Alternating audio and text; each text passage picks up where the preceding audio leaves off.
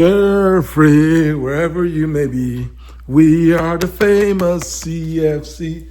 I don't give a fuck. Wherever you may be, we are the famous CFC. Yes, Chelsea's back after 2 years in the wilderness. 2 years in the European wilderness of zero Champions League football. We are finally back. We're back. We're back in the Champions League. We are back where we deserve to be in the Champions League.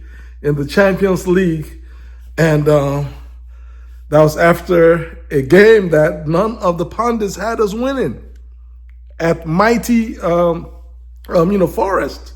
Everybody, all the media smart guys, right? All the wise guys in the media, British media, wrote off Chelsea, saying that we were going to lose. We weren't going to be able to win away at Forest ground. That the occasion was going to be too big for our boys, right? And as fate would have it,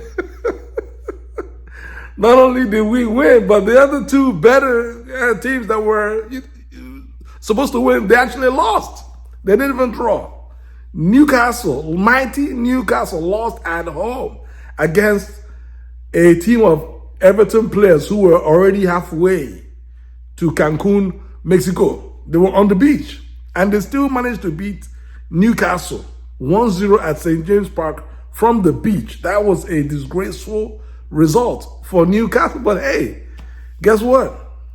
Nobody is going to talk about them because Aston Villa won up them. They won up Newcastle by not being able to basically beat the worst Man U team in the history of Man U. And so it is what it is, guys. This is why we as Chelsea fans, just concentrate on what we got to do. We just concentrate, right? We just have to keep concentrating because it's all about us against the rest of the world. There's no love out there for Chelsea, and they want to see us fighting against each other, right? Divide and conquer. Because guess what? If we're all together with our £1 billion and accounting squad, they know in England and in Europe it's going to be rough.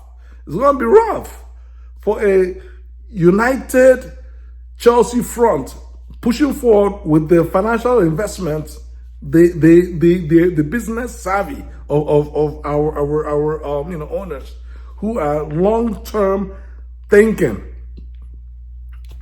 And they know it's going to be rough, and it's all about to pay off. It's all about to pay off the scattergun approach, right? Don't buy any more players. Scattergun. It's all about to pay off because we qualified for the Champions League after beating Forest 1-0 in front of their own fans. A controlled, matured performance by our boys.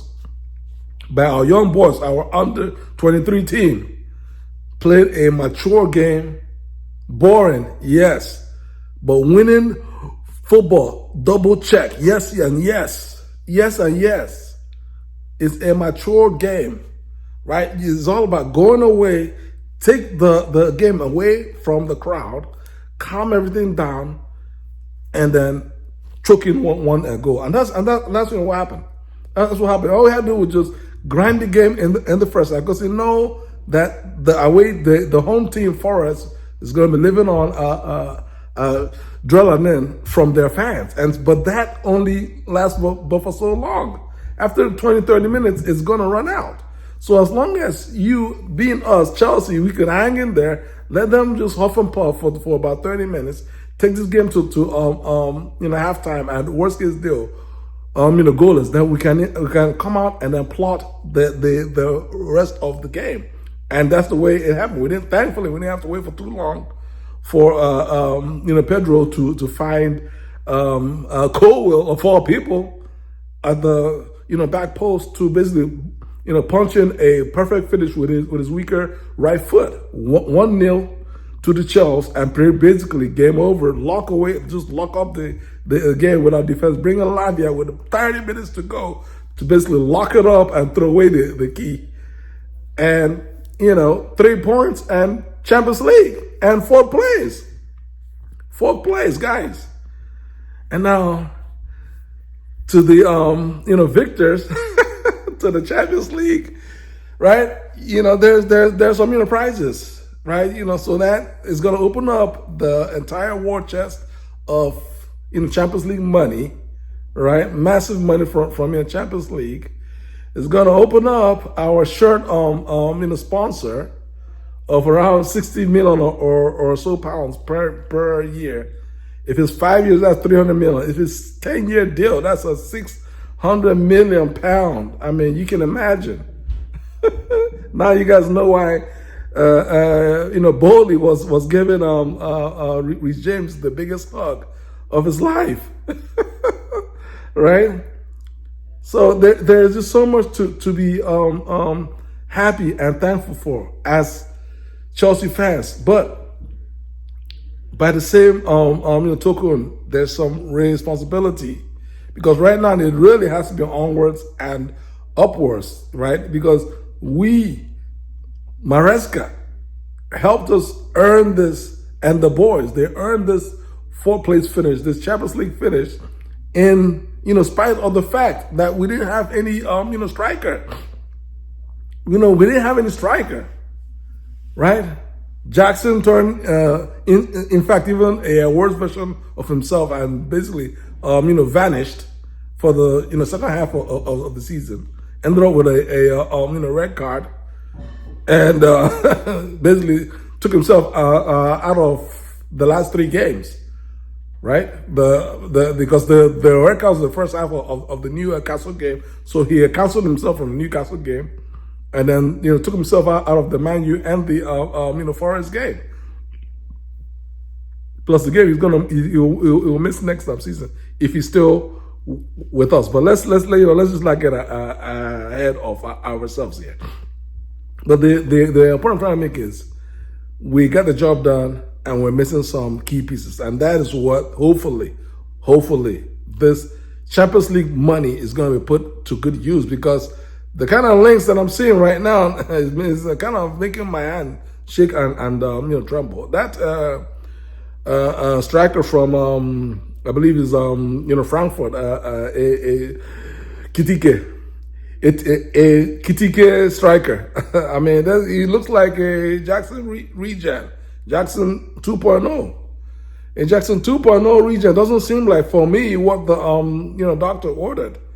Right, I believe his price is crazy, 100 million euros, which is insane. But even before we even get to the issue of his transfer fee, he does not fit the description of striker that we should be going for, because we watched a Chelsea team suffer. We suffered against low blocks the entire season. It was rough. It was very, very rough. And yesterday's game was going to be pretty much more of the same. If it wasn't for Colwell of all people just finding a way to literally punch a goal through, right? Because we played the last 2 games of the season with no striker, and it was rough.